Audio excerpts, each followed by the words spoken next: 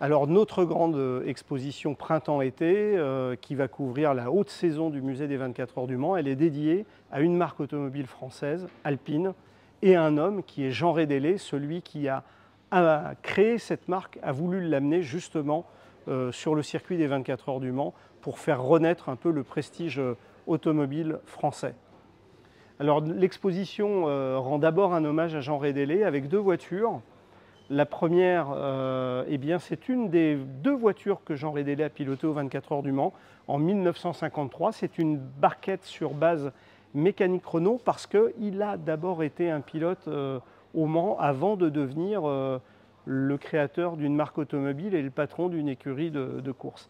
Et puis juste à côté, on a voulu mettre une voiture qui est le symbole même d'Alpine, qui est la fameuse berlinette, c'est-à-dire l'Alpine A110, cette voiture destinée à être commercialisée sur la route, qui s'est beaucoup illustrée en rallye, mais des Alpine A110 ont fait aussi les 24 heures du Mans aux mains d'écuries privées. Je pense à l'écurie Léopard, une écurie célèbre de Normandie. Et puis après, on rentre dans le cœur du réacteur ou du moteur de cette exposition, où là, on va retrouver un certain nombre de toutes ces voitures parfaitement authentiques. Ici, on expose des voitures qui ont réellement couru, qui ont réellement fait les 24 heures du Mans. Tout commence avec la M63, la première voiture imaginée et conçue pour courir les 24 heures du Mans. C'est le début de l'aventure d'Alpine aux 24 heures. On n'a pas fait de chronologie, on a même voulu confronter un peu les époques. Juste à côté, on a l'Alpine A480 qui est cette voiture de la catégorie LMP1, une fausse hypercar en quelque sorte, qui a fait 3e au Mans en 2021, mais qui a vraiment été dans les étapes de la construction du projet hypercar qui sera sur la piste en 2024. Derrière, vous avez la deuxième vie d'Alpine aux 24 heures du Mans, c'est-à-dire l'association marquée avec Renault, 1975, cette petite barquette 2 litres, une seule voiture engagée, mais une voiture très originale avec un équipage féminin. Marie-Claude Beaumont, qui était une des pilotes féminines les plus accomplies aux 24 heures du Mans, et puis l'italienne Léla Lombardi, qui, elle, est une des rares femmes à avoir tâté de la Formule 1, comme on dit.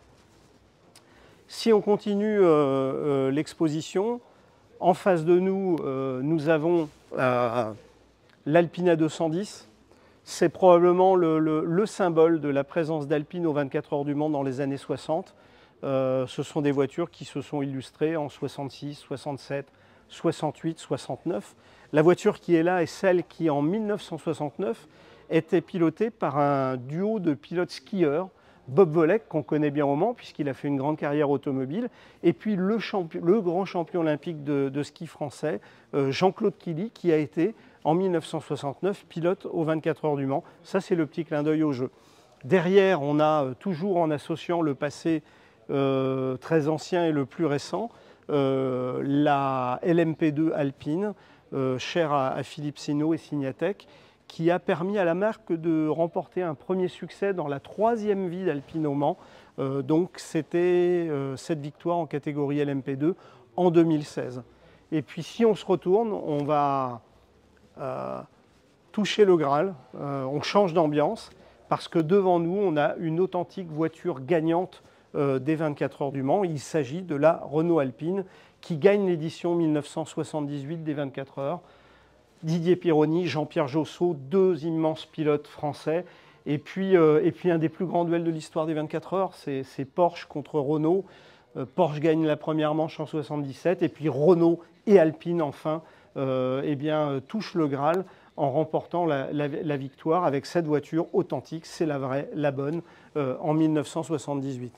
Et puis, pour finir l'exposition, l'histoire n'a de sens que lorsqu'elle se tourne vers le présent et le futur.